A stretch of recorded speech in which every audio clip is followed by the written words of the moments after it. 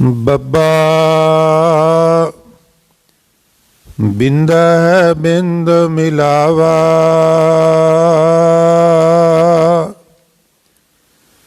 ਬਿੰਦੈ ਬਿੰਦ ਨ ਬਿਛੁਰਨ ਪਾਵਾ। ਬੰਦੋ ਹੋਏ ਬੰਦਗੀ ਗਹੈ, ਬੰਧਕ ਹੋਏ ਬੰਦ ਸੁਧ ਲਹੈ।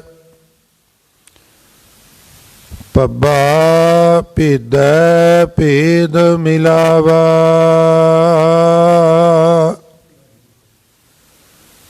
ਆਬ ਭਉ ਭਾਨ ਭਰੋਸੋ ਆਵਾ। ਜੋ ਬਾਹਰ ਸੋ ਭੀਤਰ ਜਾਣਿਆ, ਭਇਆ ਭੇਦ ਭੂਪਤ ਪਹਿਚਾਨਿਆ। ਮਮਾ ਮੂਲ ਗਹਿਆ ਮਨ ਮਾਨੈ, ਮਰਮੀ ਹੋਏ ਸੋ ਮਨ ਕਉ ਜਾਣੈ। ਮਤ ਕੋਈ ਮਨ ਮਿਲਤਾ ਬਿਲ ਮਾਵੈ, ਮਗਨ ਭਇਆ ਤੇ ਸੋ ਸੱਚ ਪਾਵੈ। ਮਮਾ ਮਨ ਸਿਉ ਕਾਜ ਹੈ, ਮਨ ਸਾਧੇ ਸਿੱਧ ਹੋਏ। ਮਨ ਹੀ ਮਨ ਸਿਉ ਕਹੈ ਕਬੀਰਾ, ਮਨ ਸਾ ਮਿਲਿਆ ਨਾ ਕੋਇ। ਇਹ ਮਨ ਸ਼ਕਤੀ ਇਹ ਮਨ ਸੀਓ, ਇਹ ਮਨ ਪੰਚ ਤਤ ਕਉ ਜੀਓ। ਇਹ ਮਨ ਲੈ ਜੋ ਉਨ ਮਨ ਰਹੈ, ਤਉ ਤੀਨ ਲੋਕ ਕੀ ਬਾਤੈ ਕਹੈ। ਇਹ ਮਨ ਲੈ ਜੋ ਉਨ ਮਨ ਰਹੈ,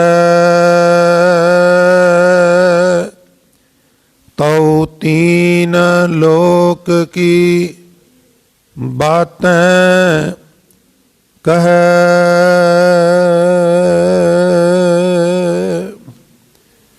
ਵਾਹਿਗੁਰੂ ਜੀ ਕਾ ਖਾਲਸਾ, ਵਾਹਿਗੁਰੂ ਜੀ ਕੀ ਫਤਿਹ। ਪਰਮ ਸਨਮਾਨਯੋਗ ਜੁਗੋ ਜੁਗ ਅਟਲ ਚਵਰ ਛਤਰ ਅਤੇ ਤਖਤ ਦੇ ਮਾਲਕ ਬਾਣੀ ਕੇ ਬੋਹਿਤ, ਸਰਬ ਸਾਂਝੀਵਾਲਤਾ ਦੇ ਪ੍ਰਤੀਕ ਸ਼ਬਦ ਗੁਰੂ, ਦਸਾਂ ਹੀ ਪਾਤਸ਼ਾਹੀਆਂ ਦੀ ਜੋਤ, ਧੰਨ ਧੰਨ ਸ੍ਰੀ ਗੁਰੂ ਗ੍ਰੰਥ ਸਾਹਿਬ ਮਹਾਰਾਜ ਜੀ ਦੀ ਪਾਵਨ ਪਵਿੱਤਰ ਹਜ਼ੂਰੀ, ਗੁਰਦੁਆਰਾ ਦਮਦਮਾ ਸਾਹਿਬ, ਪਾਤਸ਼ਾਹੀ ਪਹਿਲੀ, ਪਾਤਸ਼ਾਹੀ ਛੇਵੀਂ ਮਹਾਨ ਪਵਿੱਤਰ ਇਤਿਹਾਸਕ ਅਸਥਾਨ 'ਤੇ ਬਿਰਾਜਮਾਨ ਔਰ ਯਾਤਰਾ ਕਰ ਰਹੀ ਬਹੁਤ ਹੀ ਸਨਮਾਨਯੋਗ ਗੁਰੂ ਰੂਪ ਸਾਧ ਸੰਗਤ ਜੀ, ਵਡਭਾਗੇ ਹੋ ਜੋ ਅੰਮ੍ਰਿਤ ਵੇਲੇ ਦੀ ਸਾਂਭ ਸੰਭਾਲ ਕਰਦਿਆਂ ਹੋਇਆਂ ਨੀਂਦਰ ਆਲਸ ਆਦਿ ਦਾ ਤਰਕ ਤਿਆਗ ਕਰਕੇ ਉਦਮੀ ਬਣਦਿਆਂ ਹੋਇਆਂ ਗੁਰੂ ਚਰਨਾਂ ਵਿੱਚ ਪਹੁੰਚ ਕੇ ਆਪ ਜੀ ਨੇ ਤਨ ਮਨ ਧਨ ਕਰਕੇ ਸੇਵਾਵਾਂ ਕਰਕੇ ਤਿਲ ਫੁੱਲ ਸੇਵਾਵਾਂ ਅਰਪਣ ਕਰਕੇ ਗੁਰੂ ਕੀ ਬਖਸ਼ਿਸ਼ ਦੇ ਪਾਤਰ ਬਣਨ ਦਾ ਸ਼ਲਾਘਾਯੋਗ ਯਤਨ ਕੀਤਾ ਹੈ। ਦਾਸ ਤੋਂ ਪਹਿਲਾਂ ਗੁਰਦੁਆਰਾ ਸਾਹਿਬ ਦਾ ਹਜ਼ੂਰੀ ਰਾਗੀ ਜੱਥਾ ਆਪ ਜੀ ਨੂੰ ਗੁਰਬਾਣੀ ਦੇ ਮਨੋਹਰ ਕੀਰਤਨ ਸਰਵਣ ਕਰਾ ਕੇ ਨਿਹਾਲ ਕਰ ਰਿਹਾ ਸੀ। ਕਲਗੀਧਰ ਪਾਤਸ਼ਾਹ ਸਾਹਿਬ ਸ੍ਰੀ ਗੁਰੂ ਗੋਬਿੰਦ ਸਿੰਘ ਮਹਾਰਾਜ ਜੀ ਦੇ ਪਵਿੱਤਰ ਬਚਨ ਅਖੀਰ ਵਿੱਚ ਭਾਈ ਸਾਹਿਬ ਸਰਵਣ ਕਰਵਾ ਕੇ ਗਏ ਹਨ। ਦੋ ਕਾਲੰ ਪ੍ਰਨਾਸੀ ਦਇਆਲੰ ਸਰੂਪੇ ਸਦਾ ਅੰਗ ਸੰਗੇ ਅਭੰਗੰ ਵਿਭੂਤੇ। ਹੇ ਅਕਾਲ ਪੁਰਖ ਵਾਹਿਗੁਰੂ, ਮੇਰੇ ਦੋ ਸਮਿਆਂ ਦਾ ਨਾਸ ਕਰ ਦੇ। ਦੋ ਕਾਲੰ, ਇੱਕ ਸਮਾਂ ਜਨਮ ਦਾ, ਦੂਸਰਾ ਸਮਾਂ ਮੌਤ ਦਾ। ਨਾ ਮੇਰਾ ਪਰਤ ਕੇ ਜਨਮ ਹੋਵੇ ਔਰ ਨਾ ਹੀ ਪਰਤ ਕੇ ਮੌਤ ਹੋਵੇ। ਐਸੀ ਕਿਰਪਾ ਕਰੋ ਵੀ ਇੱਕ ਦੁੱਖ ਰਾਮ ਰਾਏ ਕਾਟੋ ਮੇਰਾ, ਅਗਨ ਦਹਿ ਅਰ ਗਰਭ ਬਸੇਰਾ। ਵਾਰ-ਵਾਰ ਗਰਭ ਵਿੱਚ ਵਾਸ ਕਰਨਾ, ਫਿਰ ਵਾਰ-ਵਾਰ ਤ੍ਰਿਸ਼ਨਾ ਦੀ, ਈਰਖਾ ਦੀ ਅੱਗ ਵਿੱਚ ਸੜਨਾ ਔਰ ਓੜਕ ਫਿਰ ਲੱਕੜਾਂ ਦੇ ਉੱਤੇ ਲੰਮੇ ਪੈ ਕੇ ਸੜਨਾ। ਇਹ ਦੁੱਖ ਮੇਰਾ ਕੱਟ ਦਿਓ। ਦੂਣ ਨਾ ਪਰਈ ਫੰਕ ਵਿਚਾਰੈ। ਮੈਂ ਇਹ ਜਨਮ ਮਰਨ ਦੇ ਦੋ ਪਹਾੜਾਂ ਦੇ ਵਿੱਚ ਜਿਹੜੀ ਦੂਣ ਹੈ, ਇਹ ਜਿਹੜਾ ਆਵਾਗਾਉਣ ਦਾ ਚੱਕਰ ਹੈ, ਇਸ ਤੋਂ ਬਚ ਸਕਾਂ। ਦੋ ਕਾਲੰ ਪ੍ਰਨਾਸੀ ਦਇਆਲੰ ਸਰੂਪੇ। ਹੇ ਦਇਆ ਦੇ ਘਰ ਸਵਰੂਪ, ਦਇਆ ਸਵਰੂਪ ਅਕਾਲ ਪੁਰਖ ਵਾਹਿਗੁਰੂ ਜੀ। ਦੋ ਕਾਲੰ ਪ੍ਰਨਾਸੀ ਦਿਆਲੰ ਸਰੂਪੇ ਸਦਾ ਅੰਗ ਸੰਗੇ ਅਭੰਗੰ ਵਿਭੂਤੇ। ਮੇਰੇ ਹਮੇਸ਼ਾ ਅੰਗ ਸੰਗ ਰਵੋ, ਜਾਂ ਇੰਜ ਕਹੋ ਵੀ ਸੋ ਸਤਿਗੁਰ ਪਿਆਰਾ ਮੇਰੇ ਨਾਲ ਹੈ, ਜਿੱਥੇ ਕਿੱਥੇ ਮੈਨੂੰ ਲੈ ਛਡਾਈ। ਮਨੋਹਰ ਕੀਰਤਨ ਆਪ ਜੀ ਨੂੰ ਗੁਰਦੁਆਰਾ ਸਾਹਿਬ ਦਾ ਹਜ਼ੂਰੀ ਰਾਗੀ ਜਥਾ ਬੜੇ ਅਦਬ ਸਤਿਕਾਰ ਨਾਲ ਸਰਵਣ ਕਰਵਾ ਰਿਹਾ ਸੀ। ਭਾਗਾਂ ਵਾਲੀਆਂ ਰੂਹਾਂ ਨੇ ਗੁਰੂ ਚਰਨਾਂ ਵਿੱਚ ਬਰਾਜ ਕੇ ਇਸ ਦਾ ਆਨੰਦ ਮਾਣਿਆ। ਇਹ ਕੀਰਤਨ ਅਮੁੱਲੀ ਦਾਤ ਹੈ। ਗੁਰੂ ਨਾਨਕ ਸਾਹਿਬ ਸਿੱਖ ਕੌਮ ਦੇ ਬਾਨੀ ਪਹਿਲੇ ਪਾਤਸ਼ਾਹ ਆਪ ਜੀ ਨੇ ਤਾ ਉਮਰ ਕੀਰਤਨ ਕਰ ਕਰਕੇ ਲੋਕਾਈ ਨੂੰ ਆਪਣੇ ਪੈਗਾਮ ਨਾਲ ਜੋੜਿਆ। ਲੋਕਾਈ ਦਾ ਉਧਾਰ ਕੀਰਤਨ ਕਰ ਕਰਕੇ ਕੀਤਾ।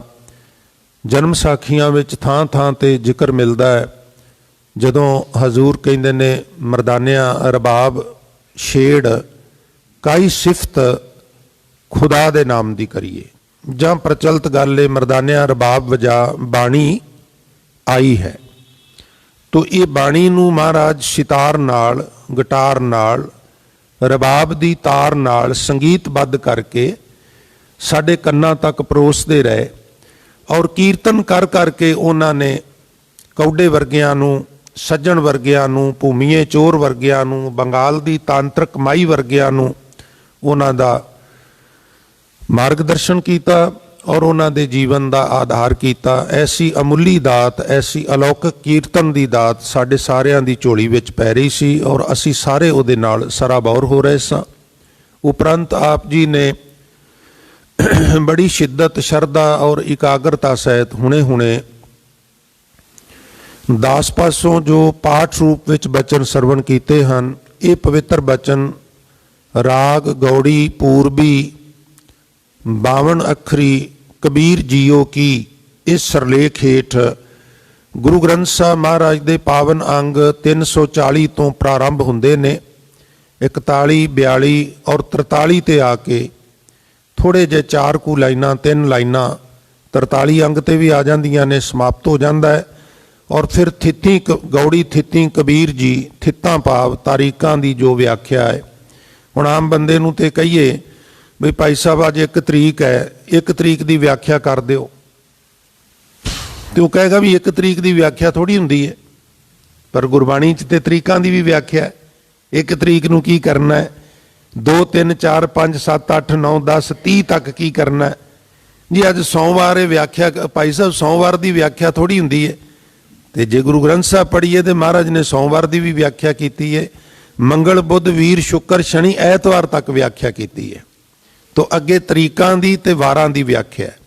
ਹੁਣ ਤੇ ਅਸੀਂ ਵਹਿਮ ਕਰਨੇ ਆ ਵੀ ਸ਼ਨੀਵਾਰ ਏ ਅੱਜ ਸਿਰ ਨਹੀਂ ਧੋਣਾ, ਵੀਰਵਾਰ ਏ ਤੇਲ ਨਹੀਂ ਲਾਣਾ, ਅੱਜ ਬੁੱਧਵਾਰ ਏ ਫਲਾਣਾ ਕੰਮ ਕਰ ਲਓ ਕਿਉਂਕਿ ਵਾਰ ਬੁੱਧ ਤੇ ਕੰਮ ਸੁੱਧ।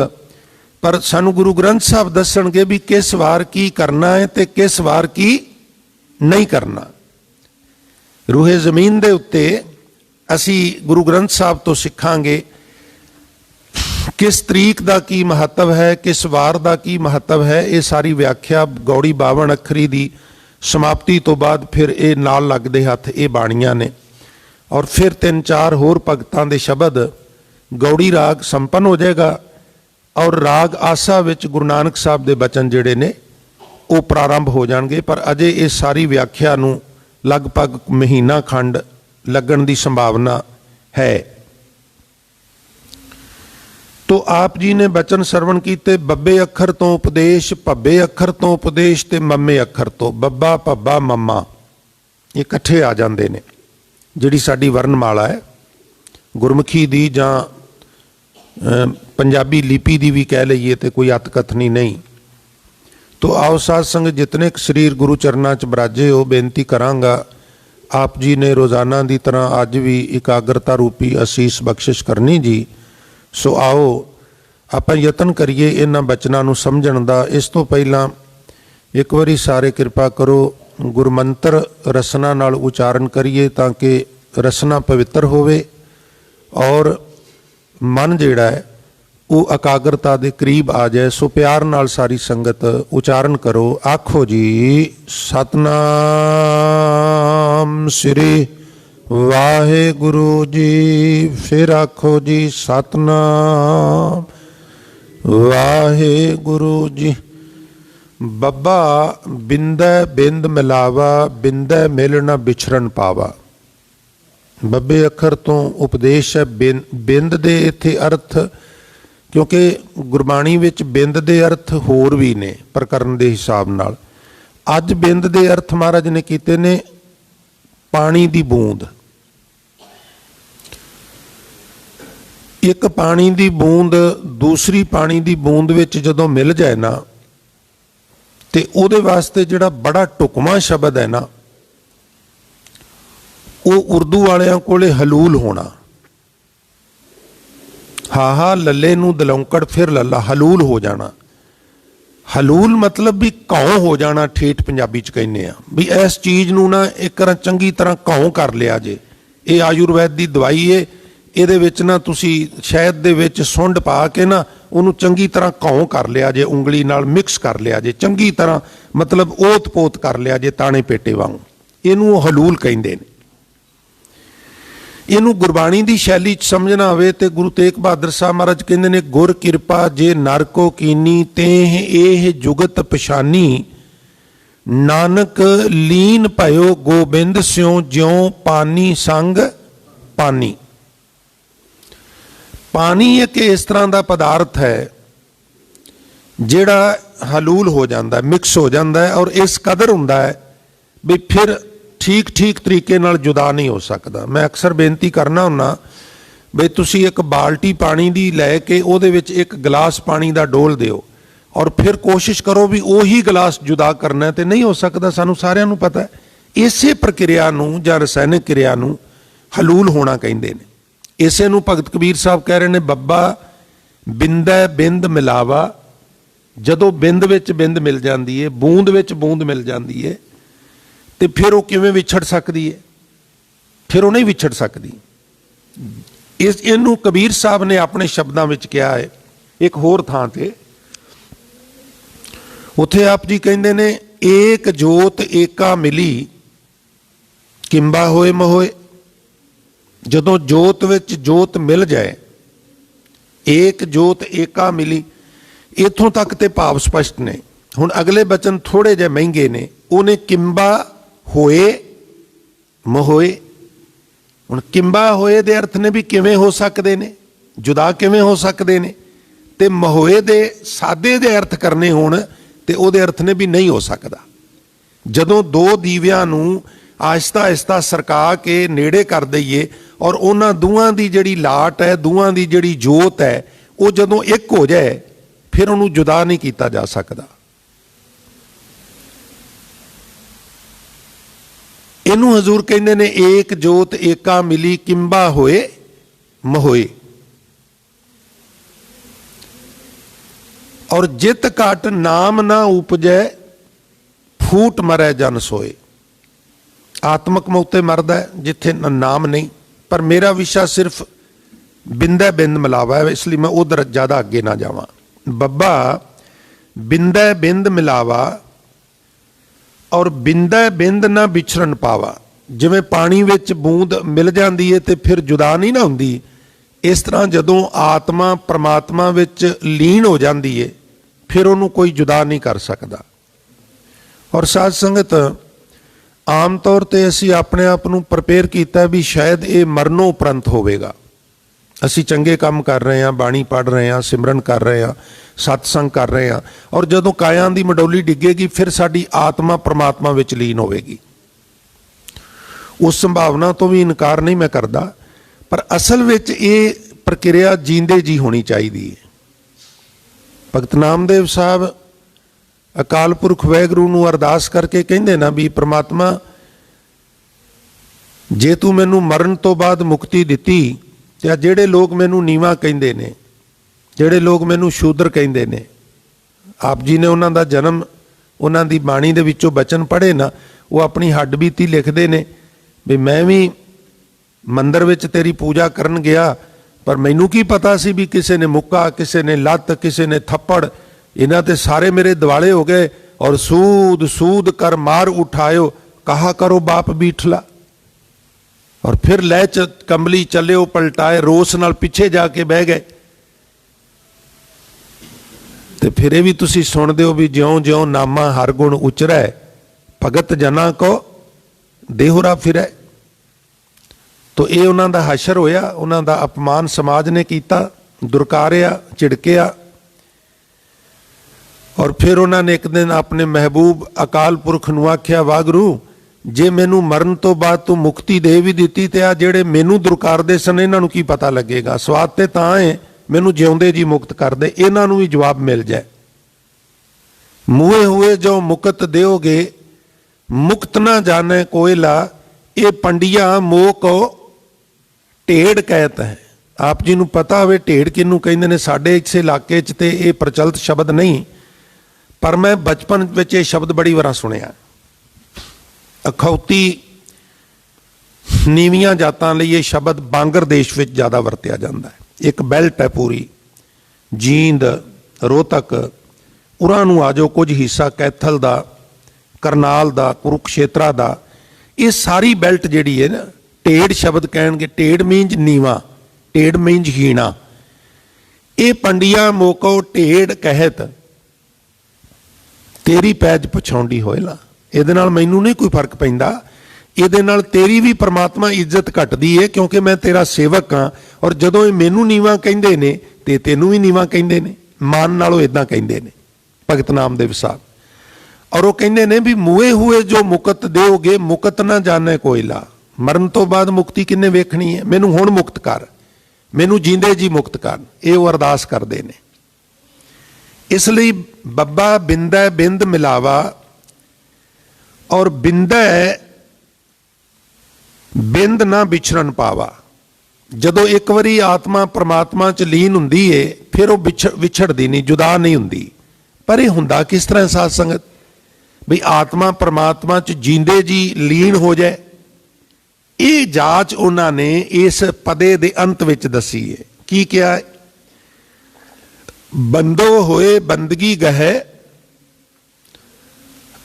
ਬੰਦਕ ਹੋਏ ਬੰਦ ਸੁਧ ਲਹੈ। ਲੀਨ ਹੋਣ ਵਾਸਤੇ ਬੜਾ ਜ਼ਰੂਰੀ ਹੈ ਬਈ ਅਸੀਂ ਉਹਦੇ ਬੰਦਕ ਬਣ ਕੇ, ਗੁਲਾਮ ਬਣ ਕੇ, ਸੇਵਕ ਬਣ ਕੇ, ਤੇ ਪਹਿਲਾਂ ਇਹ ਸਮਝੀਏ ਵੀ ਬੰਧਨ ਕੀ ਨੇ, ਬੰਧਨਾਂ ਤੋਂ ਮੁਕਤ ਹੋਈਏ।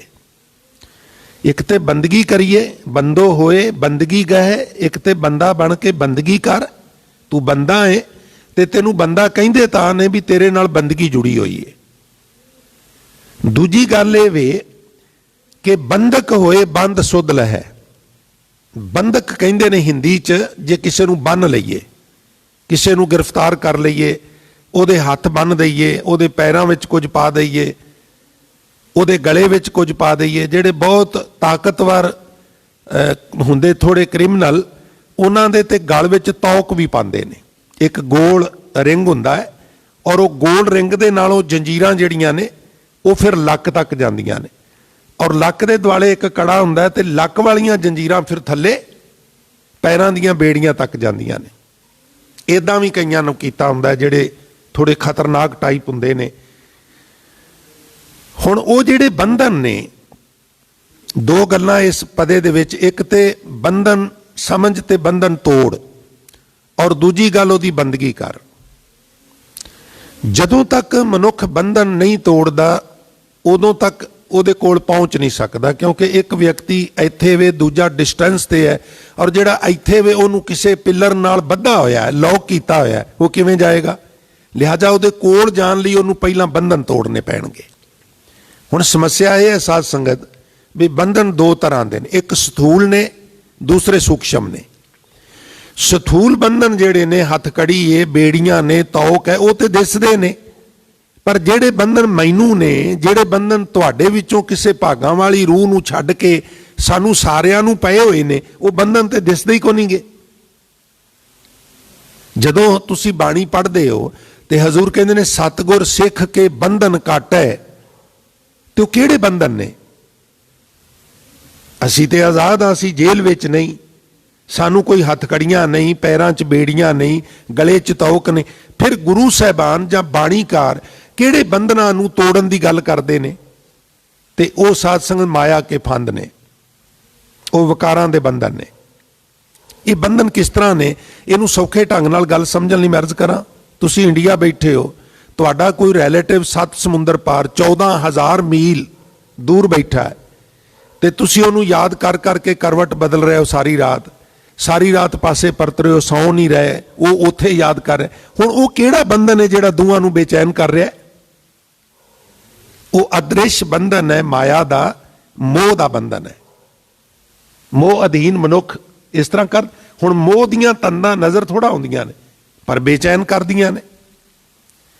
ਇਸੇ ਪ੍ਰਕਾਰ ਬਾਕੀ ਦੇ ਬੰਧਨ ਨੇ, ਔਰ ਜਦੋਂ ਤੱਕ ਇਹ ਨਹੀਂ ਟੁੱਟਦੇ ਉਦੋਂ ਤੱਕ ਤੂੰ ਉਹਦੇ ਕੋਲ ਕਿਵੇਂ ਜਾਏਗਾ?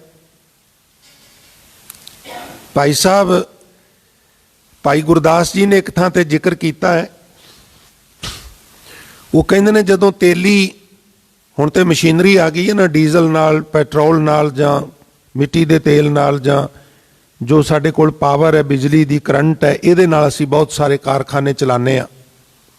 ਪਰ ਕੋਈ ਜ਼ਮਾਨਾ ਸੀ ਬਈ ਇਹ ਕੰਮ ਜ਼ਿਆਦਾਤਰ ਪਸ਼ੂਆਂ ਤੋਂ ਲਿਆ ਜਾਂਦਾ ਸੀ, ਘੋੜਿਆਂ ਤੋਂ, ਹਾਥੀਆਂ ਤੋਂ, ਊਠਾਂ ਤੋਂ, ਬਲਦਾਂ ਤੋਂ। ਤੋ ਤੇਲੀ ਜਿਹੜੇ ਸਨ ਉਹ ਆਪਣੇ ਕੋਲੂਆਂ ਦੇ ਅੱਗੇ ਬਲਦ ਜਿਉਂਦੇ ਹੁੰਦੇ ਸਨ। ਉਹ ਬਲਦ ਇਸ ਤਰ੍ਹਾਂ ਗੋਲ ਗੋਲ ਘੁੰਮਦਾ ਸੀ, ਉਹਦੇ ਨਾਲ ਉਹ ਜਿਹੜਾ ਅੱਗੇ ਕੋਲੂ ਦੀ ਲੱਠ ਹੁੰਦੀ ਸੀ ਉਹ ਘੁੰਮਦੀ ਸੀ, ਔਰ ਫਿਰ ਉਹ ਕੋਲੂ ਘੁੰਮਦਾ ਸੀ, ਔਰ ਤੇਲ ਜਿਹੜਾ ਉਹ ਕੱਢ ਕੇ ਸਾਰਾ ਦਿਨ ਲੋਕਾਂ ਨੂੰ ਦੇਣਾ, ਉਹਦਾ ਭਾੜਾ ਲੈਣਾ। ਹੁਣ ਜਦੋਂ ਕੋਲੂ ਦੇ ਬੈਲ ਨੂੰ ਸਵੇਰੇ ਉਹ ਜਿਉਂਦਾ ਨਾ, ਤੇ ਉਹ ਕੀ ਕਰਦਾ ਵੀ ਇੱਕ ਤੇ ਉਹਦੀਆਂ ਅੱਖਾਂ ਦੇ ਉੱਤੇ ਖੋਪੇ ਪਾ ਦਿੰਦਾ ਵੀ ਉਹਨੂੰ ਦਿਸੇ ਨਾ, ਔਰ ਇੱਕ ਉਹਦੇ ਗਲੇ ਦੇ ਵਿੱਚ ਨਾ ਘੁੰਗਰੂ ਪਾ ਦਿੰਦਾ। ਇਹਨੂੰ ਥੋੜਾ ਜਿਹਾ ਸਮਝ ਲਿਆ ਜੇ। ਘੁੰਗਰੂ ਪਾਉਣ ਦੇ ਪਿੱਛੇ ਪ੍ਰਯੋਜਨ ਹੁੰਦਾ ਸੀ ਬਈ ਇੱਕ ਲੇਬਰ ਦਾ ਬੰਦੇ ਦੀ ਉਹ ਬਚਤ ਕਰ ਲੈਂਦਾ ਸੀ। ਬਲਦ ਨੂੰ ਹਿੱਕਣ ਵਾਸਤੇ ਇੱਕ ਬੰਦੇ ਦੀ ਲੋੜ ਨਹੀਂ। ਇੱਕ ਵਾਰ ਉਹਦੇ ਪਿੱਛੇ 2-4 ਗੇੜੇ ਆਇਆ, ਕੁਝ ਆਵਾਜ਼ਾਂ ਕੀਤੀਆਂ, ਹੱਥ ਵਿੱਚ ਸੋਟੀ ਲੈ ਕੇ ਥੋੜੀ ਜੀ ਪੋਲੀ ਜੀ ਉਹਨੂੰ ਮਾਰੀ। ਹੁਣ ਉਹਨੂੰ ਇਹ ਲੱਗਣ ਲੱਗ ਪਿਆ ਵੀ ਮੇਰੇ ਪਿੱਛੇ ਕੋਈ ਹੈ, ਅੱਖਾਂ ਤੇ ਖੋਪੇ ਨੇ, ਦਿਸਦਾ ਨਹੀਂ। ਹੁਣ ਉਹ ਤੁਰਿਆ ਜਾਂਦਾ ਹੈ, ਉਹਨੂੰ ਇਹ ਲੱਗਦਾ ਵੀ ਮੇਰੇ ਪਿੱਛੇ ਕੋਈ ਹੈ। ਗਲੇ ਵਿੱਚ ਘੁੰਗਰੂ ਪਾਉਣ ਦੇ ਪਿੱਛੇ ਇਹ ਪ੍ਰਯੋਜਨ ਸੀ। ਕਹਿੰਦੇ ਨੇ ਕੋਈ ਤਰਕਸ਼ੀਲ ਚਲਾ ਗਿਆ ਕੋਲੂ ਕੋਲ, ਤੇ ਕੋਲੂ ਵਾਲੇ ਨੂੰ ਕਹਿਣ ਲੱਗਾ ਵੀ ਮਿੱਤਰਾ, ਬੜਾ ਚਲਾਕ ਬੰਦਾ ਹੈ ਤੂੰ, ਬਈ ਕੱਲਾ ਹੀ ਕੰਮ ਚਲਾਈ ਜਾਂਦਾ, ਤੇ ਬਲਦ ਤੇਰਾ ਰੁਕਦਾ ਨਹੀਂਗਾ। ਉਹ ਕਹਿੰਦਾ ਵੀ ਬਲਦ ਕਿਵੇਂ ਰੁਕੇਗਾ? ਬਲਦ ਦੇ ਗਲ ਵਿੱਚ ਮੈਂ ਘੁੰਗਰੂ ਪਾਏ ਨੇ ਨਾ, ਜਦੋਂ ਤੱਕ ਚੱਲਦਾ ਰਹੇਗਾ ਘੁੰਗਰੂ ਛਣਕਦੇ ਰਹਿਣਗੇ, ਮੈਨੂੰ ਉਧਰ ਵੇਖਣ ਦੀ ਵੀ ਲੋੜ ਨਹੀਂ, ਮੇਰੇ ਕੰਨ ਹੀ ਦੱਸ ਦੇਣਗੇ ਵੀ ਬਲਦ ਕੰਮ ਕਰ ਰਿਹਾ ਹੈ। ਇਹ ਘੁੰਗਰੂ ਮੈਂ ਤਾਂ ਪਾਏ ਨੇ, ਇੱਕ ਲੇਵਰ ਦੀ ਬਚਤ ਕੀਤੀ ਹੈ। ਉਹ ਤਰਕਸ਼ੀਲ ਕਹਿਣ ਲੱਗਾ ਵੀ ਜੇ ਇਹ ਬਲਦ ਇੱਕ ਜਗ੍ਹਾ ਤੇ ਖੜਾ ਹੋ ਕੇ ਹੀ ਗਰਦਨ ਹਿਲਾਈ ਜਾਏ, ਉਹ ਕਹਿਣ ਲੱਗਾ ਭਰਾਵਾ ਤੂੰ ਇੱਥੋਂ ਚੱਲਦਾ ਹੋ, ਤੂੰ ਮੇਰਾ ਧੰਦਾ ਚੌਪਟ ਕਰੇਗਾ। ਹੁਣ ਤਰਕਸ਼ੀਲਾਂ ਤੋਂ ਲੋਕ ਡਰਦੇ ਵੀ ਨੇ ਨਾ। ਡਰਨ ਦਾ ਕਾਰਨ ਇਹ ਵੇ ਵੀ ਉਹ ਸੱਚਾਈ ਸਾਹਮਣੇ ਲਿਆ ਦਿੰਦੇ ਨੇ। ਉਹ ਸੁੱਤੇ ਹੋਏ ਲੋਕਾਂ ਨੂੰ, ਅਚੇਤ ਲੋਕਾਂ ਨੂੰ, ਜਿਨ੍ਹਾਂ ਦਾ ਸ਼ੋਸ਼ਣ ਹੋ ਰਿਹਾ ਹੈ, ਉਹਨਾਂ ਨੂੰ ਦੱਸ ਦਿੰਦੇ ਨੇ ਭਰਾਵਾ ਤੇਰਾ ਸ਼ੋਸ਼ਣ ਹੋ ਰਿਹਾ ਹੀ, ਤੇ ਜਿਹੜਾ ਉਹਨਾਂ ਨੂੰ ਆਗਾਹ ਕਰਦਾ ਉਹ ਕਹਿੰਦੇ ਵੀ ਤੂੰ ਇੱਥੋਂ ਚੱਲਦਾ ਹੋ, ਤੂੰ ਤੇ ਸਾਡਾ ਕੰਮ ਖਰਾਬ ਕਰੇਗਾ। ਹੁਣ ਭਾਈ ਗੁਰਦਾਸ ਜਿਹੜਾ ਮੈਸੇਜ ਦਿੰਦੇ ਉਹ ਅਜੇ ਬਾਕੀ ਹੈ। ਉਹ ਕੀ ਹੈ? ਉਹ ਕਹਿੰਦੇ ਨੇ ਸਵੇਰੇ ਜੁੱਤਾ ਅੱਖਾਂ ਤੇ ਖੋਪੇ, ਗਲ 'ਚ ਘੁੰਗਰੂ, ਜਿਉਂ ਚੱਲਦਾ ਹੈ ਨਾ ਉਹ ਸੋਚਦਾ ਵੀ ਹੁਣ ਤੇ ਮੈਂ ਬੜੀ ਦੂਰ ਆ ਗਿਆ ਹੋਵਾਂਗਾ, ਸਵੇਰ ਦਾ ਚੱਲਿਆ ਵਾਂ, ਸ਼ਾਮ ਹੋ ਗਈ ਏ, ਮੈਂ ਤੇ ਕਈ ਮੀਲ ਸਫ਼ਰ ਤੈਅ ਕਰ ਲਿਆ। ਪਰ ਜਦੋਂ ਸ਼ਾਮ ਨੂੰ ਉਹ ਕੋਹਲੂ ਨੂੰ ਪੂੰਝ ਪਾਂਝ ਕੇ ਸਾਫ਼ ਕਰਕੇ ਬਲਦ ਨੂੰ ਉੱਥੋਂ ਨਿਜਾਤ ਦਵਾਉਂਦਾ ਨਾ, ਖੁਰਲੀ ਤੇ ਬੰਨਣਾ ਹੁੰਦਾ ਲਿਜਾ ਕੇ, ਉਦੋਂ ਜਦੋਂ ਅੱਖਾਂ ਤੋਂ ਖੋਪੇ ਖੋਲਦਾ ਨਾ ਤੇ ਉਹ ਹੈਰਾਨ ਹੋ ਜਾਂਦਾ ਵੀ ਮੈਂ ਤੇ ਸਵੇਰੇ ਜਿੱਥੇ ਖੜਾ ਸਾਂ ਹੁਣ ਵੀ ਉੱਥੇ ਹੀ ਖੜਾ ਵਾਂ। ਕਿਉਂ ਖੜਾ ਉੱਥੇ ਸਾਧ ਸੰਗਤ? ਕਿਉਂਕਿ ਬੰਧਨ ਹੈ। ਉਹਦੇ ਕੂਲੇ ਦੇ ਉੱਤੇ ਪੰਜਾਲੀ ਹੈ, ਉਹ ਖਰਾਸ ਦੇ ਨਾਲ ਜੁੜਿਆ ਹੋਇਆ ਹੈ, ਖਰਾਸ ਨਾਲ ਬੱਝਾ ਹੋਇਆ ਹੈ, ਕਿਵੇਂ ਦੂਰ ਜਾ ਸਕਦਾ? ਸਾਡਾ ਵੀ ਹਾਲ ਇਹ ਹੈ ਨਾ, ਅਸੀਂ ਚੱਪੂ ਬਹੁਤ ਮਾਰ ਰਹੇ ਹਾਂ ਪਰ ਜੰਜੀਰ ਨਹੀਂ ਖੋਲੀ। ਦਰਿਆਵਾਂ ਦੇ ਕੰਢਿਆਂ ਤੇ ਜਿਹੜੇ ਪਿੰਡ ਰਹਿੰਦੇ ਸਨ ਨਾ, ਉਹ ਕੀ ਕਰਦੇ? ਉਹ ਸਾਂਝੇ ਫੰਡ ਵਿੱਚੋਂ ਕਸ਼ਤੀ ਲੈ ਕੇ ਇੱਕ ਦੋ ਇੱਧਰ ਇੱਕ ਦੋ ਉੱਧਰ, ਮਲਾਹ ਦੀ ਕੋਈ ਲੋੜ ਨਹੀਂ ਕਿਉਂਕਿ ਉਹ ਖੁਦ ਹੀ ਇੰਨੇ ਟ੍ਰੇਨਡ ਹੋ ਜਾਂਦੇ ਸਨ। ਔਰ ਉੱਥੇ ਇੱਕ ਕਿੱਲਾ ਗੱਡ ਕੇ ਨਾ ਜਾਂ ਵੱਡਾ ਪੱਥਰ, ਉਹਦੇ ਨਾਲ ਜੰਜੀਰ ਬੰਨ੍ਹ ਕੇ ਇੱਕ ਕੁੰਡੀ ਜਿਹੀ ਉਹਦੇ ਨਾਲ ਬਣਾਈ ਹੁੰਦੀ ਸੀ, ਉਹਦੇ ਵਿੱਚ ਅੜਾ ਦੇਣੀ ਪੋਲੀ ਜੀ। ਕਿਉਂ? ਕਿਉਂਕਿ ਛੱਲਾਂ ਦੇ ਨਾਲ ਬੇੜੀ ਬਹਿ ਕੇ ਅੱਗੇ ਨਾ ਚਲੀ ਜਾਏ, ਉਹਨੂੰ ਅੜਾ ਦੇਣਾ। ਜਦੋਂ ਕਿਸੇ ਨੇ ਆਉਣਾ ਉਹਦੇ ਵਿੱਚ ਬਹਿਣਾ ਔਰ ਉਹ ਚੱਪੂ ਲੈਣੇ ਔਰ ਪਾਰ ਹੋ ਜਾਣਾ, ਉਧਰ ਕੁੰਡੀ ਫਸਾ ਦੇਣੀ, ਕਿਸੇ ਨੇ ਉਧਰੋਂ ਇੱਧਰ ਲੈ ਆਉਣੀ, ਕਿਸੇ ਨੇ ਇੱਧਰੋਂ ਉੱਧਰ ਲੈ ਜਾਣੀ। ਹੁਣ ਚਾਰ ਸ਼ਰਾਬੀ ਨਸ਼ੇ ਵਿੱਚ ਧੁੱਤ ਤੇ ਰਾਤ ਦਾ ਹਨੇਰਾ ਪਾਰ ਹੋਣਾ ਸੀ, ਬਹਿ ਗਏ ਕਸ਼ਤੀ ਵਿੱਚ ਔਰ ਚੱਪੂ ਪਕੜ ਲੈ ਲਗਾਣੇ ਸ਼ੁਰੂ ਕਰ ਦਿੱਤੇ। ਔਰ ਗਰਮੀਆਂ ਦੀ ਰੁੱਤ, ਚੱਪੂ ਲਗਾ ਲਗਾ ਕੇ ਪਸੀਨਿਓਂ ਪਸੀਨੀ ਕੱਪੜੇ ਤਰ ਹੋ ਗਏ ਔਰ ਆਪਸ ਵਿੱਚ ਗੱਲਾਂ ਕਰਦੇ ਨੇ ਵੀ ਇੰਨਾ ਸਮਾਂ ਤੇ ਲੱਗਦਾ ਨਹੀਂ ਸੀ ਹੁੰਦਾ ਨਦੀ ਪਾਰ ਕਰਨ ਦਾ, ਅੱਜ ਪਤਾ ਨਹੀਂ ਨਦੀ ਬੜੀ ਚੌੜੀ ਹੋ ਗਈ ਹੈ। ਕਹਿੰਦੇ ਨੇ ਜਿਉਂ ਚੱਪੂ ਲਾਣ ਲੱਗੇ ਪਹਿਲਾ ਪੈਰ ਲੰਘ ਗਿਆ, ਦੂਜਾ ਵੀ ਲੰਘ ਗਿਆ, ਤੀਜਾ ਵੀ ਲੰਘ ਗਿਆ। ਔਰ ਜਦੋਂ ਪੋਹ ਫਟਾਲਾ ਹੋਇਆ ਨਾ, ਥੋੜਾ ਜਿਹਾ ਚਾਨਣ ਹੋਇਆ, ਵੇਖਿਆ ਸੀ ਤੇ ਉਸੇ ਕਿਨਾਰੇ ਹੀ ਆ। ਜਦੋਂ ਗੌਰ ਨਾਲ ਵੇਖਿਆ ਤਾਂ ਕਸ਼ਤੀ ਇੱਕ ਜੰਜੀਰ ਰਾਹੀਂ ਕਿੱਲੇ ਨਾਲ ਵੱਜੀ ਸੀ। ਆਖਣ ਲੱਗੇ ਇਹ ਜੰਜੀਰ ਤੇ ਖੋਲੀ ਹੀ ਕੋਨੀ, ਜਾਣਾ ਕਿੱਥੇ ਸੀ? ਜਿੱਥੋਂ ਸਫ਼ਰ ਸ਼ੁਰੂ ਕੀਤਾ ਸੀ ਉੱਥੇ ਹੀ ਆ। ਬਹੁਤ ਸਾਰੇ ਸੂਖਸ਼ਮ ਬੰਧਨ ਨੇ ਜਿਹੜੇ ਜਾਂ ਤੇ ਸਾਨੂੰ ਪਤਾ ਹੀ ਨਹੀਂ ਲੱਗਾ ਵੀ ਇਹ ਬੰਧਨ ਨੇ, ਜਾਂ ਪਤਾ ਲੱਗ ਗਿਆ ਹੈ ਤੇ ਇੰਨੇ ਮਜ਼ਬੂਤ ਨੇ ਵੀ ਸਾਡੇ ਕੋਲੋਂ ਖੁੱਲੇ ਹੀ ਕੋਨੀ ਗੇ। ਚੱਪੂ ਲਾ ਰਹੇ ਆ ਪਰ ਕਸ਼ਤੀ ਜਿੱਥੇ ਸੀ ਉਹ ਹੁਣ ਵੀ ਉੱਥੇ ਹੀ ਹੈ। ਭਾਈ ਸਾਹਿਬ ਕਹਿੰਦੇ ਨੇ ਜੈਸੇ ਬੈਲ ਤੇਲੀ ਕੋ ਜਾਨਤ ਕਈ ਕੋਸ ਚੱਲਿਓ, ਨੈਣ ਉਘਾਰਤ ਵਾਹੀ ਠਾਉ ਹੀ ਠਿਕਾਣੋ ਹੈ।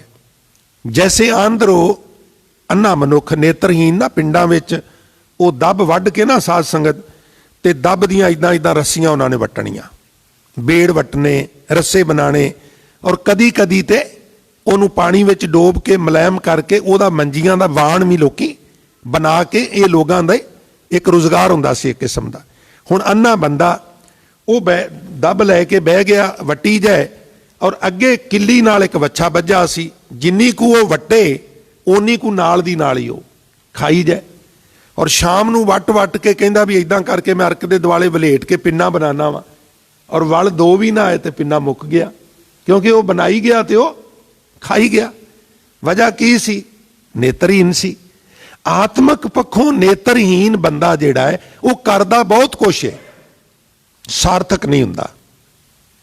ਅੰਧੇ ਇਹ ਨਾ ਆਖੀਆਂ ਜਿਨ ਮੁਖ ਲੋਇਨ ਨਾਹੇ, ਅੰਧੇ ਸੇਈ ਨਾਨਕਾ ਜੇ ਖਸਮੋ ਕੁੱਥੇ ਜਾਏ।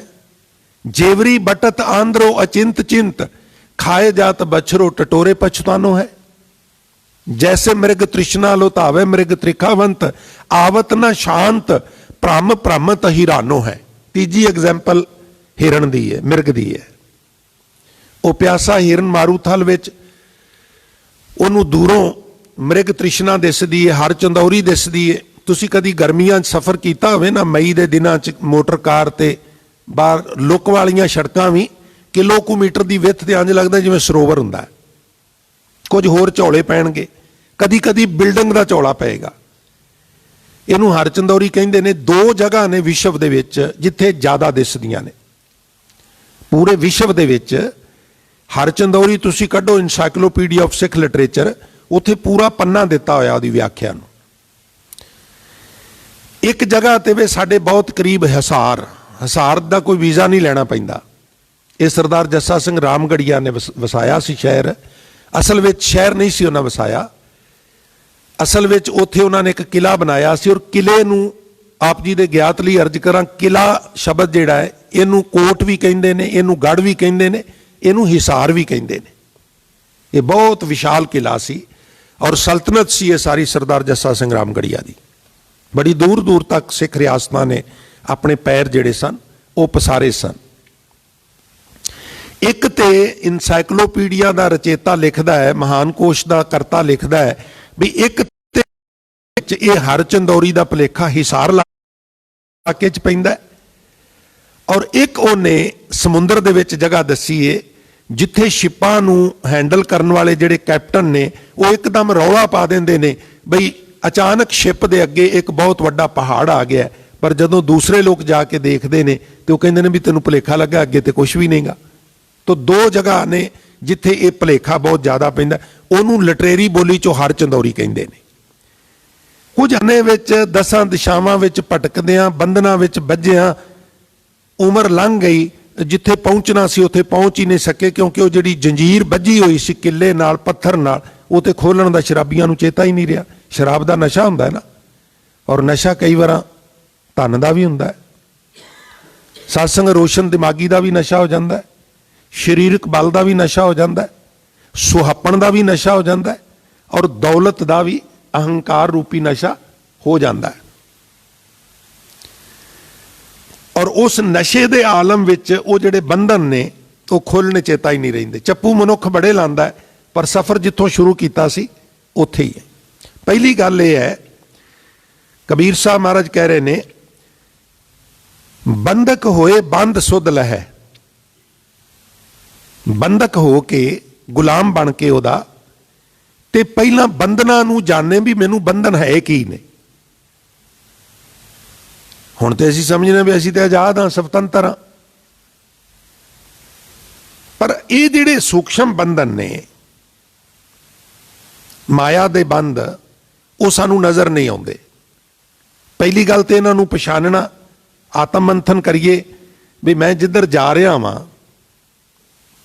ਮੰਨ ਲਿਆ ਦਿਹਾੜੀ ਦੀ ਸਾਡੀ ਗਤੀਵਿਧੀ ਹੈ, ਕਿਤੇ ਅਸੀਂ ਜਾ ਰਹੇ ਹਾਂ ਤਾਂ ਉੱਥੇ 2 ਮਿੰਟ ਲਈ ਰੁਕ ਕੇ ਆਤਮ ਮੰਥਨ ਕਰਨਾ ਚਾਹੀਦਾ ਵੀ ਮੈਂ ਕਿੱਥੇ ਜਾ ਰਿਹਾ, ਕਿਉਂ ਜਾ ਰਿਹਾ, ਇਹਦੀ ਕੀ ਜ਼ਰੂਰਤ ਹੈ, ਕੀ ਇਹ ਜ਼ਰੂਰੀ ਹੈ, ਕੀ ਇਹ ਮੇਰੇ ਪਰਿਵਾਰ ਵਾਸਤੇ ਜ਼ਰੂਰੀ ਹੈ ਕਿ ਮੇਰੀ ਆਤਮਾ ਵਾਸਤੇ ਜ਼ਰੂਰੀ ਹੈ, ਕਿ ਮੈਂ ਕਿਸੇ ਵਕਾਰ ਦੇ ਅਧੀਨ ਇਹ ਪ੍ਰੋਸੈਸਿੰਗ ਕਰ ਰਿਹਾ, ਕਾਮ ਦੇ ਅਧੀਨ ਜਾ ਰਿਹਾ।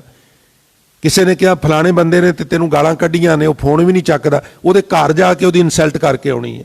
ਘਰੋਂ ਵਹੀਕਲ ਕੱਢ ਲਿਆ, ਜਾ ਰਿਹਾ ਉਧਰ ਨੂੰ, ਹੁਣ ਰੁਕਣ ਦੀ ਲੋੜ ਹੈ। ਇਹ ਆਤਮ ਮੰਥਨ ਕਰਨਾ, ਇਹ ਵੀ ਬੰਧਨ ਨੇ। ਹੁਣ ਕ੍ਰੋਧ ਉੱਥੇ ਬੈਠਾ ਹੈ, ਤੁਸੀਂ ਇੱਥੇ ਬੈਠੇ, ਉਹ ਉੱਥੋਂ ਅਣਦਿਸ ਦੀਆਂ ਤੰਦਾਂ ਪਾ ਕੇ ਤੁਹਾਨੂੰ ਖਿੱਚ ਰਿਹਾ ਵੀ ਆ ਇਹਨੂੰ ਗਾਲਾਂ ਕੱਢ, ਇਹਨ ਤੈਨੂੰ ਕੱਢੀਆਂ, ਤੂੰ ਇਹਨੂੰ ਕੱਢ। ਇਹੀ ਹਾਲ ਮੋਹ ਦਾ, ਇਹੀ ਹਾਲ ਹੰਕਾਰ ਦਾ, ਇਹੀ ਹਾਲ ਲੋਭ ਦਾ, ਉਹੀ ਸਾਨੂੰ ਭਜਾਈ ਫਿਰਦੇ ਨੇ। ਪਰ ਇਤਨਾ ਨਸ਼ੇ ਦਾ ਆਲਮ ਹੈ ਵੀ ਖਬਰ ਤੱਕ ਨਹੀਂ, ਉਹਨਾਂ ਦੇ ਆਖੇ ਲਾ ਕੇ ਭੱਜੇ ਫਿਰਨੇ। ਸਰੀਰ ਸਾਡਾ ਹੈ, ਵਰਤ ਦਾ ਕਾਮ ਹੈ। ਬਾਡੀ ਮੇਰੀ, ਵਰਤ ਦਾ ਕ੍ਰੋਧ ਹੈ। ਪਿੰਡਾ ਮੇਰਾ, ਵਰਤ ਦਾ ਲੋਭ ਹੈ।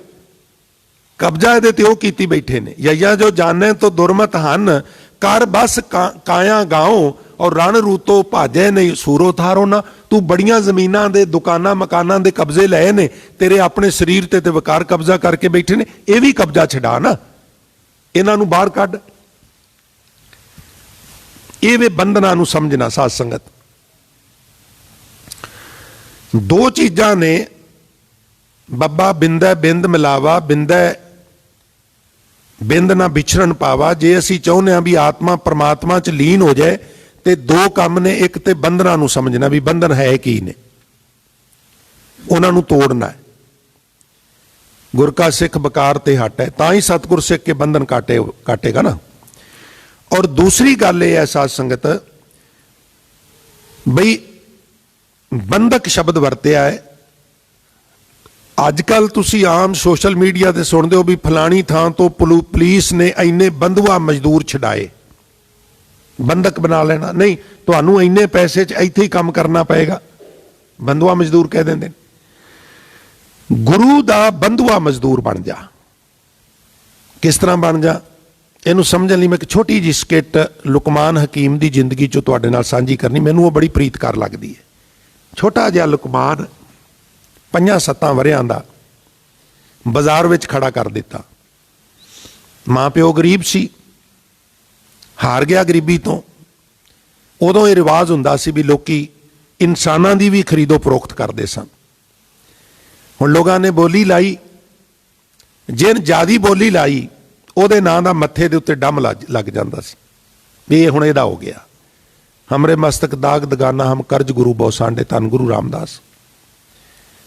ਜਿਵੇਂ ਤੁਸੀਂ ਅੱਜ ਕੱਲ੍ਹ ਏਕ ਓਂਕਾਰ ਲਿਖਾ ਲੈਂਦੇ ਹੋ, ਓਮ ਲਿਖਾ ਲੈਂਦੇ ਹੋ, ਨਾਂ ਲਿਖਾ ਲੈਂਦੇ ਹੋ, ਸਟੈਚੂ ਬਣਾ ਲੈਂਦੇ ਨੇ ਕਈ ਬੋਡੀ ਤੇ, ਉਹੀ ਮਸ਼ੀਨ ਜਿਹੜੀ ਹੈ ਇਸ ਤਰ੍ਹਾਂ ਦਾ ਕੋਈ ਸਿਸਟਮ ਸੀ। ਉਹ ਮੱਥੇ ਦੇ ਉੱਤੇ ਬਕਾਇਦਾ ਡੰਮ ਲਾ ਦਿੰਦੇ ਸਨ ਵੀ ਇਹ ਫਲਾਣੇ ਦਾ ਜ਼ਰ ਖਰੀਦ ਹੈ।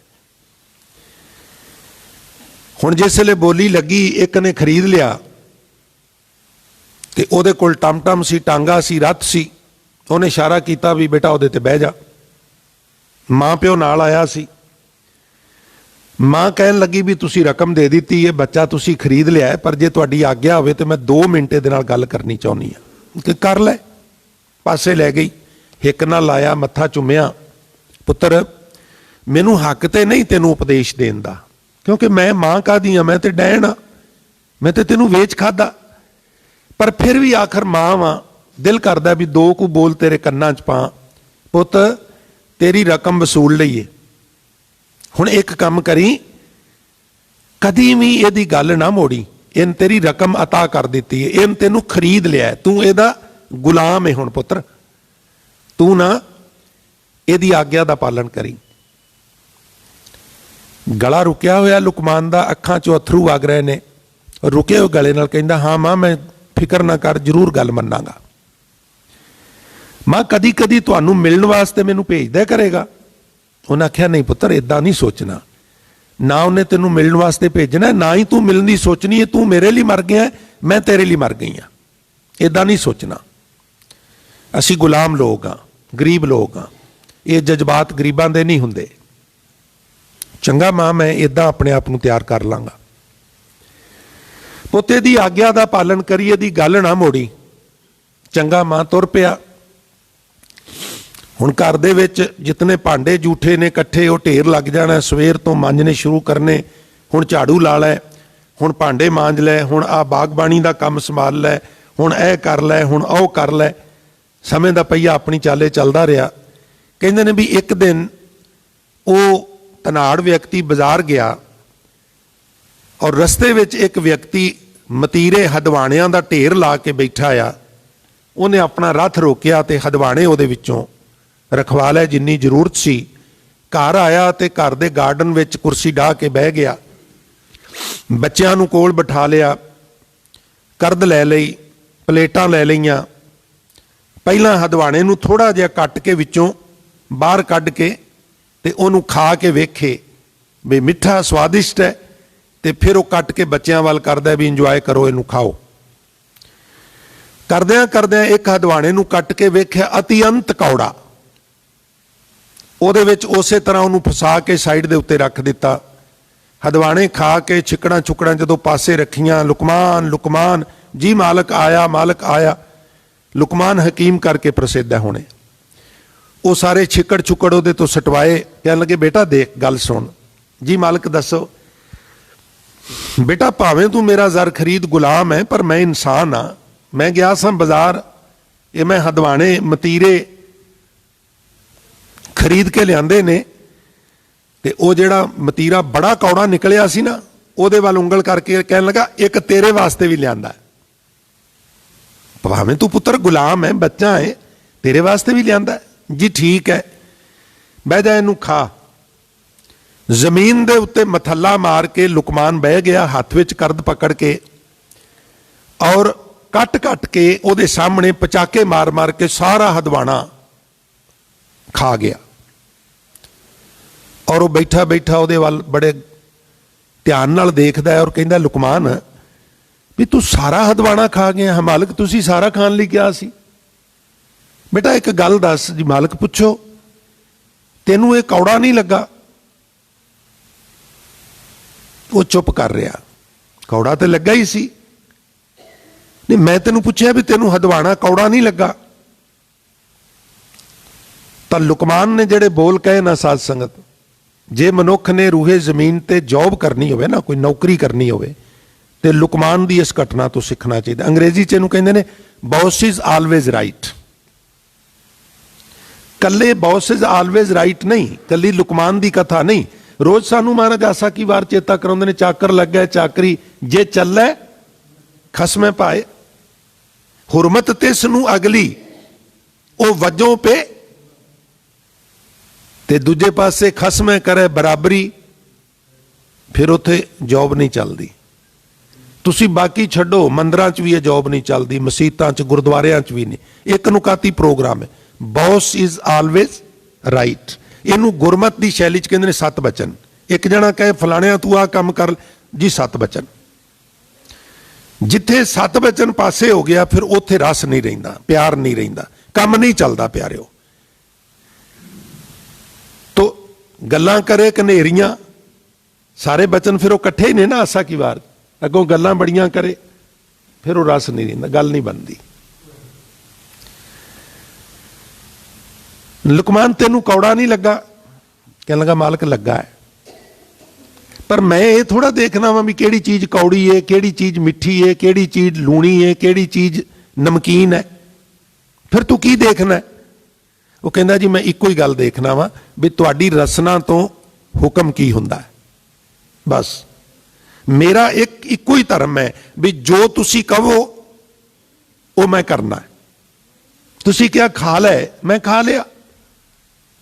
ਕਥਾ ਕਹਿੰਦੀ ਏ ਬਈ ਸੰਤਾਨ ਦੇ ਹੁੰਦਿਆਂ ਸੁੰਦਿਆਂ ਉਹ ਇੰਨਾ ਪ੍ਰਭਾਵਿਤ ਹੋਇਆ, ਸੰਤਾਨ ਦੇ ਹੁੰਦਿਆਂ ਸੁੰਦਿਆਂ ਉਹਦਾ ਹਿਰਦਾ ਦਰਵ ਗਿਆ। ਉਹ ਕਹਿਣ ਲੱਗਾ ਲੁਕਮਾਨ ਤੇਰੀ ਉਮਰ ਭਾਂਡੇ ਮਾਂਜਣ ਦੀ ਨਹੀਂ, ਪੁੱਤਰ ਤੇਰਾ ਮਾਂ ਪਿਓ ਗਰੀਬ ਹੈ, ਵੇਚ ਗਿਆ, ਤੇਰੀ ਉਮਰ ਪੜ੍ਹਨ ਦੀ ਹੈ, ਤੂੰ ਪੜ੍ਹ, ਮੈਂ ਤੈਨੂੰ ਪੜਾਵਾਂਗਾ। ਉਹਨਾਂ ਨੂੰ ਪੜਾਇਆ, ਉਹਦੀ ਪਰਵਰਿਸ਼ ਕੀਤੀ, ਐਜੂਕੇਸ਼ਨ ਦਿੱਤੀ।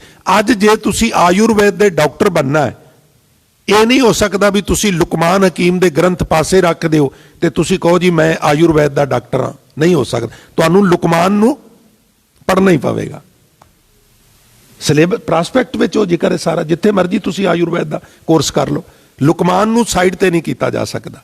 ਉਹਦੇ ਕੋਲ ਜੁਗਤ ਕੀ ਸੀ ਵੀ ਉਹ ਸੱਚੀ ਮੁੱਚੀ ਮਾਲਕ ਦਾ ਗੁਲਾਮ ਬਣ ਗਿਆ। ਬੰਧਕ ਹੋਏ, ਗੁਰੂ ਦਾ ਬੰਧਕ ਬਣ ਜਾ, ਗੁਲਾਮ ਬਣ ਜਾ।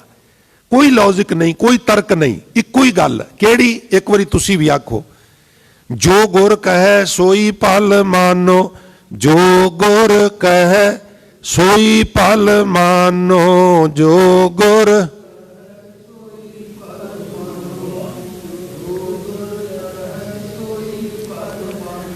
ਜੋ ਗੁਰ ਕਹੈ ਸੋਈ ਭਲ ਮਾਨੋ, ਜੋ ਗੁਰ ਕਹੈ ਸੋਈ ਭਲ ਮਾਨੋ, ਜੋ ਗੁਰ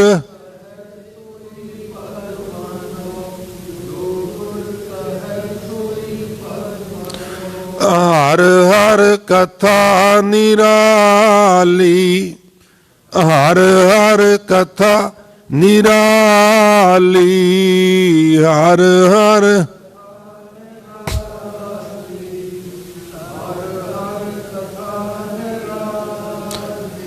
ਜੀ, ਹਰ ਹਰ ਕਥਾ ਨਿਰਾਲੀ, ਹਰ ਹਰ ਕਥਾ ਨਿਰਾਲੀ, ਹਰ ਹਰ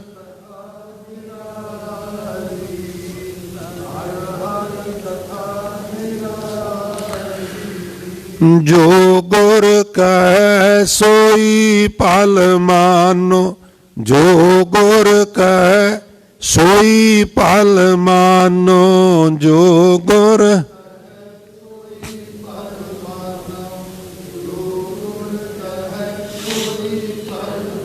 ਚਾਰ ਪੰਕਤੀਆਂ ਨੇ ਸਾਧ ਸੰਗਤ ਇਸ ਪਦੇ ਦੀਆਂ। ਇਹਦੇ ਸਹੀ ਮਾਇਨਿਆਂ ਵਿੱਚ ਅਰਥ ਚੰਗੀ ਤਰ੍ਹਾਂ ਕਰਨੇ ਹੋਣ ਤੇ ਪਹਿਲੀਆਂ 2 ਪੰਕਤੀਆਂ ਛੱਡ ਕੇ ਤੀਜੀ ਤੇ ਚੌਥੀ ਪੰਕਤੀ ਦੀ ਪਹਿਲੋਂ ਵਿਆਖਿਆ ਕਰੇ, ਪਹਿਲੀ ਤੇ ਦੂਜੀ ਪੰਕਤੀ ਸਮਝ ਆ ਜਾਏਗੀ। ਕਿਵੇਂ? ਬੱਬਾ ਬਿੰਦਾ ਬਿੰਦ ਮਿਲਾਵਾ, ਆਤਮਾ ਪਰਮਾਤਮਾ 'ਚ ਮਿਲ ਜਾਂਦੀ ਏ। ਬਿੰਦਾ ਬਿੰਦ ਨਾ ਵਿਛੜਨ ਪਾਵਾ, ਫਿਰ ਪਰਮਾਤਮਾ ਤੋਂ ਆਤਮਾ ਵਿਛੜਦੀ ਨਹੀਂ। पर किवें ये हुंदा किस तरह है? ये हुंदा है बंदो होए बंदगी गहे, बंधक होए बंद सुध लहै। तीन गल्लां ने, बंधक बन जा, बंधना नूं समझ लै, बंदा है ते बंदगी करनी शुरू कर दे। हुण ये तीजी लाइन ते चौथी पंक्ति च जिक्र है, ये दो गल्लां करेगा तो फिर बब्बा बिंदै बिंद मिलावा, बिंदै बिंद ना विछड़न पावा वाली तेरी स्टेज बनेगी। एक ते बंदगी कर,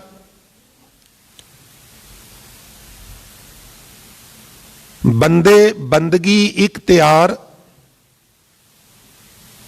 ये भी कबीर साहब के बचन ने।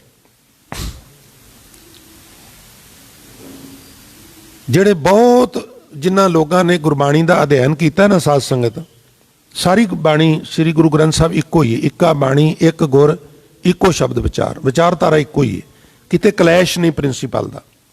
पर वो एक गल कहते ने, वो कहते ने भी जेड़े बाणीकार की बाणी की तुसी व्याख्या कर रहे हो ना, उस शब्द नूं एक्सप्लेन करने लई जेड़े ज़्यादा ढुकवें बचन ने उस बाणीकार की बाणी च तुहानूं मिलणगे। हुण समा नहीं तो मैं एक दो एग्जाम्पल देंदा, फिर किते बिध बनी तो मैं बेनती करांगा। उथे इत्थे कबीर साहब कहंदे ने बंदो होए बंदगी गए, उथे कहंदे ने बंदे बंदगी इख्तियार कक्के नाले, पर अर्थ करन लग्या खाखा लाना है। बंदिया बंदगी नूं इख्तियार कर लै, साहब रोस धरो कि प्यार। असी की करने जे ते बड़ी चढ़दी कला है, फिर कई बार खुश हो जाने, फिर जुड़ जाने। जे अरदास ना पूरी होवे जां थोड़ा बहुता तंगी तुलसी आ जाए, कई बार टुट भी जाने, होर पासे भी तुर पैंदे आ। वो कहंदे ने नहीं साहिब रोस धरो कि प्यार, भावें मालिक तेरे नाल रोस करे, भावें मालिक तेरे नाल प्यार करे, तू दोवां हालातां विच बंदगी करदा रहो। इनू नौवें पातशाह कहंदे ने स्वामी को ग्रह ज्यों तजा ज्यों सदा स्वान तजत नहीं नित, नानक ए बेदहार भजो एक मन होए। हुण कुत्ते नूं भुखा रखो, कुत्ते नूं झिड़को, वो मालिक दा दर नहीं छड्डदा। इसे तरह कुत्ते तो जात सिख, कुत्ते दी नैगेटिविटी नूं भी लिया, जदों कहंदे ने सुरह की जैसी तेरी चाल, वो भी सारा शब्द है। पर जिथे पॉजिटिविटी है उथे कहंदे ने स्वामी को गृह ज्यों सदा स्वान तजत नहीं नित। कुत्ता नहीं मालिक दा घर छड्डदा, तू क्यों अपने मालिक दा घर छड्डना? सुख मिले ते कोल, दुख मिले ते किते होर पहुंच जाना नहीं। दुख विच भी, सुख विच भी, मान विच भी, अपमान विच भी, हरख विच भी, शोक विच, हर हाल अपने मालिक नाल जुड़िया रहो। और पता किस तरह जुड़, पता किस तरह बैठ इहदे दर दे उत्ते आके, इस तरह बैठ जिवें ना थल्ले रेत होवे, मिट्टी होवे, मिट्टी दे उत्ते नंगे पैरीं तुरीए ना ते पैर दा निशान पै जांदा ना, पैड़ कह देंदे उहनूं पंजाबी च। मालिक दे दर ते पैड़ वांगू बैठ जा जी। पैड़ की की खासियत है? कह लगे पैड़ की यह खासियत है कि पैड़ नूं उथों कोई उठा के दूजी जगह नहीं कर सकता, उन्होंने कोई मिटा तो सकता है, उठा नहीं सकता। इसलिए कूचा है यार में बैठ, कूचा है यार, यार दी गली, कूचा है यार में बैठ, नक्शे पा की तरह कोई मिटा तो सके लेकिन उठा ना सके, इदां दा बन जा। पहली गल बंदो होए बंदगी गहे, बंदा है ते बंदगी कर। दूजी गल बंधक होए, गुरु दा पक्की तरह गुलाम बन जा और बंद सुध लहे, अपने बंधना की सुध लहे, बंधना नूं समझ, महसूस कर भी किहड़े किहड़े बंधन मैनू पए हुए ने। फिर बब्बा बिंदै बिंद मिलावा, बिंदै बिंद ना विछड़न पावा, फिर तेरी आत्मा परमात्मा च लीन हो जाएगी और तू कह उठेगा नानक लीन पयो गोबिंद स्यों ज्यों पानी संग पानी। बहुत धन्यवाद साध संगत, एकाग्रता वास्ते, आशीष देण वास्ते इसे तरह किरपा करिया करो। अज इन्नियां ही बेनतियां प्रवान करनियां जी। बेनतियां विचारां करदियां होइयां बेअंत भुल्लां गलतियां वास्ते खिमा दा जाचक हां। साध संगत परसों शनिवार नूं हफ्तावारी दीवान ने, तो सोदा रहरा साहब दे पाठ तो लैके देर रात तक ये दीवान चलने ने। उच्च कोटि के रागी ढाडी प्रचारक संगतां नूं गुरबाणी पाठ कीर्तन राही निहाल करते हैं। उपरंत गुरु के लंगर भी अतुट वरतते ने। सो आप सारियां संगतां